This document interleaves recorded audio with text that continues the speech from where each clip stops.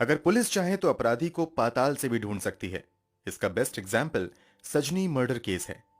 26 साल की सजनी नाम की एक महिला की हत्या 14 फरवरी 2003 को अहमदाबाद में हो जाती है। कथित तौर पर यह हत्या घर में लूटपाट के दौरान की गई थी। अभी पुलिस इस लूटपाट और हत्याकांड को सुलझा पाती कि अगले ही दिन इस महिला का पति भी लापता हो जाता है। अब पुलिस इस केस को और लापता पति को ढूंढने के लिए दिन रात एक कर देती है। मामले की गंभीरता को देखते हुए गुजरात के मुख्यमंत्री रहते हुए नरेंद्र मोदी पर्सनली इस केस में इंटरेस्ट लेते हैं और केस की जांच के आदेश देते हैं। फिर पुलिस इस केस को सुलझाने के लिए 6 साल के अंदर लगभग 1 लाख कॉल डिटेल्स की जांच करती है। हजारों लोगों से पूछताछ की जाती है और पुलिस की कई टीम सालों तक एक अनजान शख्स की तलाश में लगा दी जाती है।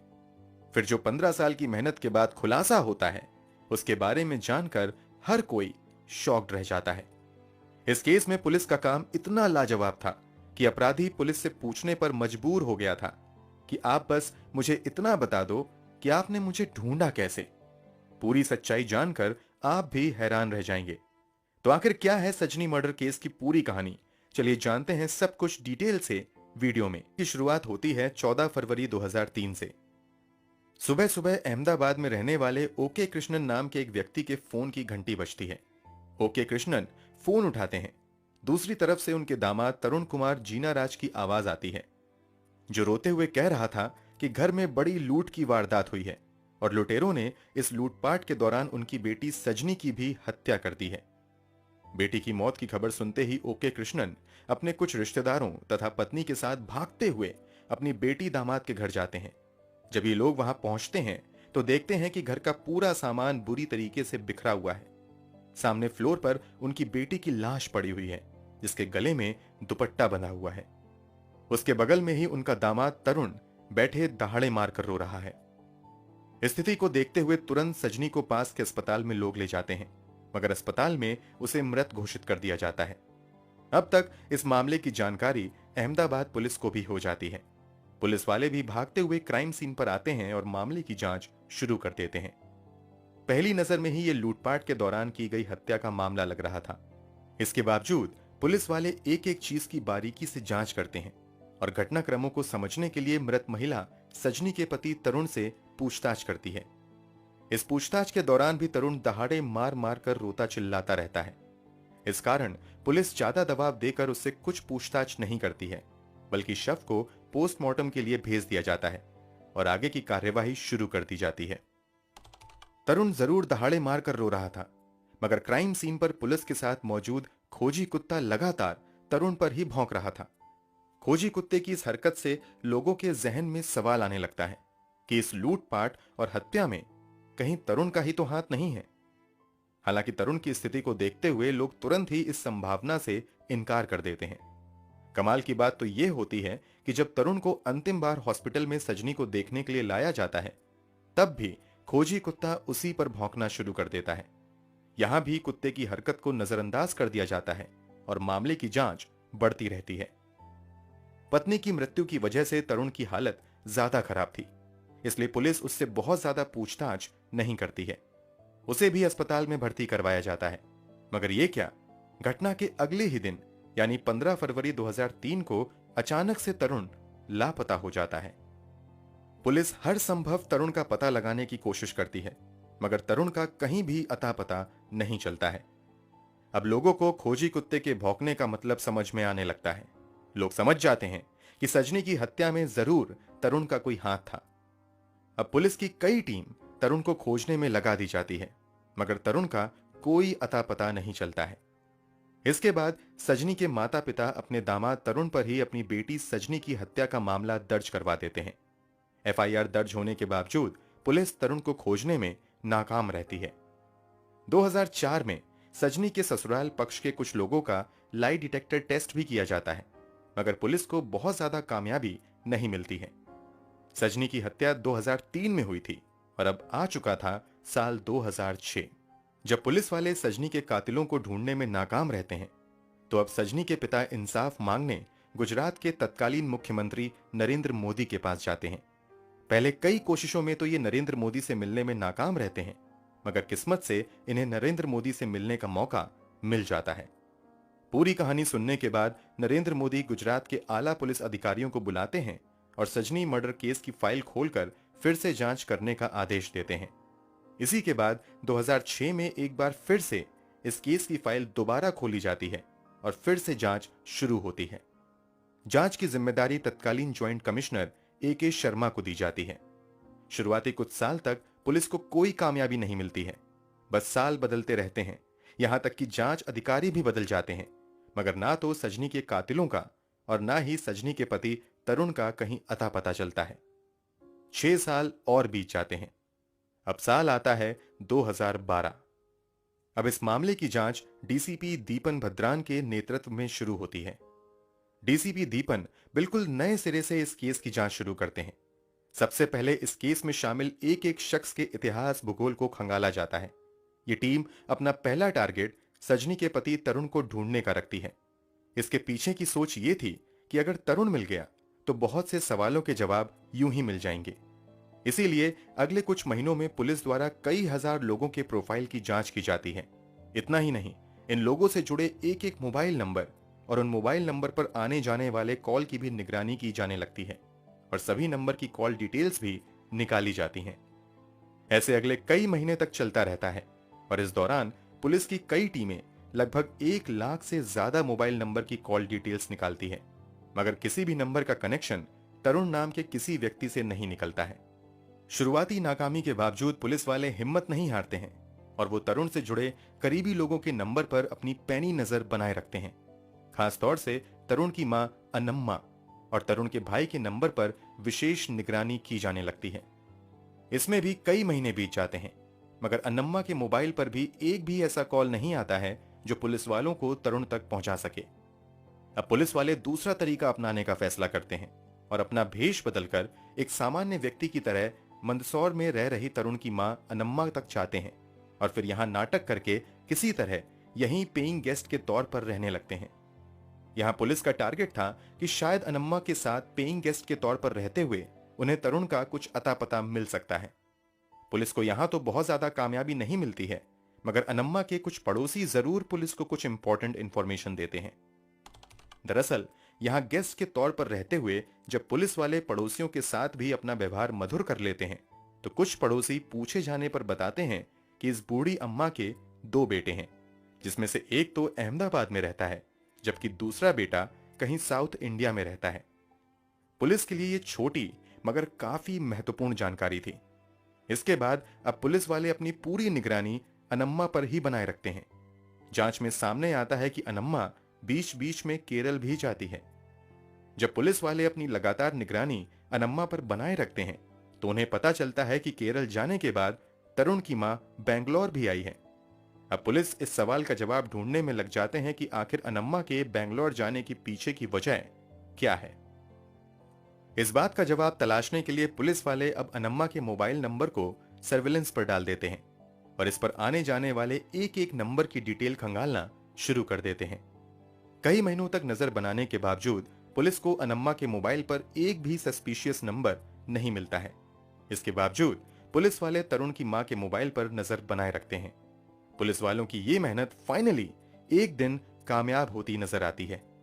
दरअसल एक दिन अनम्मा के मोबाइल पर एक अनजान नंबर से फोन आता है। जब इस नंबर की डिटेल पुलिस द्वारा निकाली जाती है तो पता चलता है कि यह नंबर किसी निशा परवीन नाम की महिला के नाम पर दर्ज है जो बेंगलोर में रह रही है। अभी पुलिस इस निशा परवीन की डिटेल्स निकाल पाती कि कुछ ही महीनों बाद एक लैंडलाइन नंबर से अनम्मा के मोबाइल पर फोन आता है। यह पुलिस के लिए एक बहुत बड़ा ब्रेक थ्रू था। अब इस लैंडलाइन नंबर की डिटेल्स निकाली जाती हैं तो पता चलता है कि यह लैंडलाइन नंबर तो बेंगलुरु में ओरेकल इंडिया प्राइवेट लिमिटेड नाम की मल्टीनेशनल कंपनी के नाम पर दर्ज है। अब पुलिस की एक टीम ओरेकल इंडिया कंपनी के ऑफिस पहुंचती है।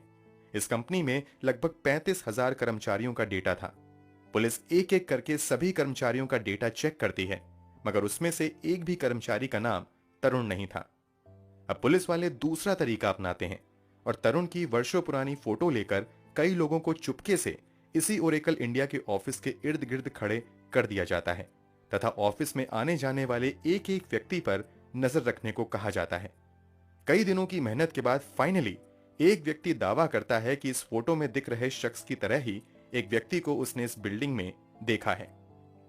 अब पुलिस वाले जब उस तरुण जैसे दिखने वाले व्यक्ति का डिटेल कंपनी से पता करती है, तो कंपनी की ओर से कहा जाता है कि पुलिस जिसे तरुण बता रही है, असल में वो ओरेकल इंडिया के एग्जीक्यूटिव परवीन भटेले हैं। पुलिस को समझ आ जाता है कि यहां तरुण अपनी पहचान बदल कर रह रहा है। पुलिस के लिए यह जानकारी बहुत बड़ी थी। अब अहमदाबाद क्राइम ब्रांच की टीम जल्द से जल्द छापा मारकर तरुण को पकड़ना चाहती थी, मगर पुलिस वाले अपना ये प्लान बदल देते हैं, क्योंकि उन्हें लगता है कि अगर तरुण को इस बात की भनक लग गई तो वो लापता हो सकता है। इसलिए अब तरुण को पकड़ने के लिए सिर्फ क्राइम ब्रांच के एक अधिकारी इंस्पेक्टर अनिल चौधरी को सिविल ड्रेस में ऑफिस के अंदर भेजा जाता है। इस दिन तरुण नाइट ड्यूटी कर रहा था। Inspector Anil Chaudhary civil dress में सीधे तरुण के केबिन में जाते हैं और बिना कुछ कहे हेलो मिस्टर तरुण कहते हुए उसकी तरफ हाथ बढ़ाते हैं। 15 सालों में पहली बार किसी ने उस शख्स को तरुण कहकर पुकारा था।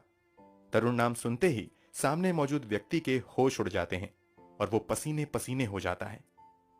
हेलो मिस्टर तरुण सुनते ही सामने वाले शख्स ने अपना हाथ इंस्पेक्टर की तरफ बढ़ा दिया था।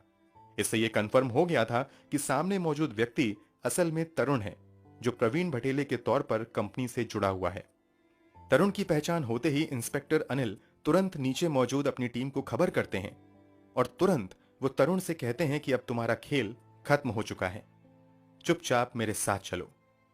तरुण समझ चुका था कि 15 साल तक जिस पहचान को उसने छुपाए रखा, पुलिस ने उसका पता कर ही लिया। इसलिए वो भी बिना किसी विरोध के पुलिस के साथ चलने लगता है। चलते हुए तरुण बस पुलिस से एक सवाल का जवाब पूछता है कि आप मुझे बस इतना बताओ कि आपने मुझे ढूंढा कैसे। 25 अक्टूबर 2018 को तरुण को गिरफ्तार करके अदालत के सामने पेश किया जाता है, जहां से आगे की पूछताछ के लिए उसे पुलिस के हवाले कर दिया जाता है। अब पुलिस पूछताछ में कई चौंका देने वाले खुलासे होते हैं। पुलिस सबसे पहले 15 साल पहले मरने वाली सजनी के बारे में तरुण से पूछताछ करती है। इस बारे में खुलासा करते हुए तरुण बताता है कि दरअसल घर में कोई चोरी नहीं हुई थी, बल्कि सजनी के साथ शादी करके वो खुश नहीं था। वास्तव में तरुण का लव अफेयर किसी और के साथ चल रहा था, मगर परिवार वालों की बातों में आकर वो बैंक में काम करने वाली सजनी नाम की महिला से मिलता है और फिर 2002 में सजनी से ही शादी कर लेता है। बहुत जल्द वो इस शादी से ऊब जाता है और फिर वैलेंटाइन डे के मौके पर अपनी गर्लफ्रेंड से वादा करता है कि वो उसे एक बहुत बड़ा गिफ्ट देने वाला है। इसी के बाद वो भोपाल में स्थित अपने हीरा पन्ना अपार्टमेंट में आता है तथा अपनी पत्नी की दुपट्टे से गला दबाकर हत्या कर देता है। इसके बाद वो घर का सारा सामान इधर उधर बिखेर देता है और फिर घर में लूट का नाटक करता है। पहले तो पुलिस का खोजी कुत्ता तरुण पर शक जताता है। उसके बाद पूछताछ और शुरुआती जांच में शक की सुई तरुण की तरफ ही घूमने लगती है। इस कारण मौके का फायदा उठाकर अगले दिन तरुण वहां से भाग जाता है।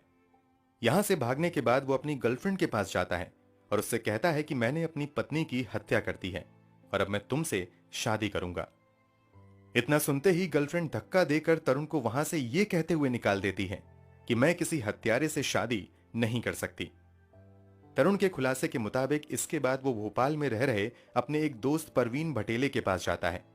परवीन भटेले कॉलेज के दिनों में तरुण का जूनियर हुआ करता था। यहां आकर तरुण प्रवीण को बताता है कि उसे बिजनेस में बहुत ज्यादा नुकसान हो गया है। अब उसके पास ना घर है, ना पैसा है और ना ही कोई जॉब है, इसलिए उसे कोई काम दिलाएं। तरुण की हालत देखते हुए प्रवीण उसे अपनी ही एक कोचिंग संस्थान में बतौर इंग्लिश टीचर रख लेता है। यही काम करते हुए तरुण के दिमाग में शैतानी आइडिया आता है और वो धीरे धीरे प्रवीण से काफी नजदीकी बनाता है और फिर उसका पर्सनल कंप्यूटर भी यूज करना शुरू कर देता है। इस दौरान वो चुपके से प्रवीण के सभी डॉक्यूमेंट्स और कॉलेज का सर्टिफिकेट स्कैन कर लेता है। तरुण उन डॉक्यूमेंट में प्रवीण की जगह अपनी फोटो लगाकर खुद ही प्रवीण भटेले के तौर पर जीने लगता है। इन्हीं फर्जी कागजों का इस्तेमाल करते हुए तरुण प्रवीण भटेले के नाम पर वो पासपोर्ट समेत दूसरे सरकारी डॉक्यूमेंट्स भी बनवा लेता है। कुछ समय तक वो इधर उधर समय बिताता है और फिर 2012 में बेंगलुरु चला जाता है, जहां वो प्रवीण के डॉक्यूमेंट के दम पर ओरेकल इंडिया प्राइवेट लिमिटेड में एक अच्छी नौकरी हासिल कर लेता है। इस नौकरी के बदले कंपनी से उसे 22 लाख रुपए का सालाना पैकेज भी मिलता है। वो कंपनी की ओर से 3 बार अमेरिका के दौरे पर भी जाता है। कमाल की बात तो ये थी कि वो ये दौरा और जॉब सब कुछ फर्जी दस्तावेज के दम पर कर रहा था, मगर कभी भी पकड़ा नहीं गया। 2012 में ही प्रवीण की मुलाकात निशा नाम की एक लड़की से होती है। कुछ ही दिनों की मुलाकात के बाद प्रवीण निशा को बताता है कि एक एक्सीडेंट में उसके माता पिता की मौत हो गई थी। तरुण की बनी बनाई कहानी सुनकर निशा तरुण के प्यार में पड़ जाती है और फिर दोनों शादी कर लेते हैं और बेंगलोर में ही एक लग्जरी अपार्टमेंट में रहने लगते हैं। शादी के बाद जब कभी तरुण के माता पिता बेंगलोर आते थे तो तरुण निशा से कहता था कि ये उनके चाचा और चाची हैं। समय के साथ तरुण और निशा 2 बच्चों के माता पिता भी बनते हैं। इन सभी खुलासे के बाद तरुण को गिरफ्तार करके जेल भेज दिया जाता है। फिलहाल वो जेल में ही है। इस मामले में तरुण की पत्नी निशा से भी पूछताछ की जाती है तो निशा बताती हैं कि वो तो इस शख्स को केवल प्रवीण भटेले के तौर पर जानती हैं। फिलहाल केस की बात करें तो कभी लाखों की नौकरी करने वाला तरुण जेल की हवा खा रहा है। अपनी गिरफ्तारी के बाद से ही लगातार वो अलग अलग ग्राउंड पर बेल की अपील करता रहता है, मगर उसे किसी भी अदालत द्वारा बेल नहीं दी गई है और फिलहाल वो जेल में ही है। जब अहमदाबाद पुलिस ने इस केस को सॉल्व किया था तो देश में जमकर अहमदाबाद पुलिस की प्रशंसा हुई थी। दोस्तों, पुलिस इन्वेस्टिगेशन के बारे में आप क्या कहना चाहेंगे? कमेंट बॉक्स में जरूर बताएं। अगर हमारी मेहनत पसंद आई हो तो इस वीडियो को लाइक करते हुए शेयर जरूर करें।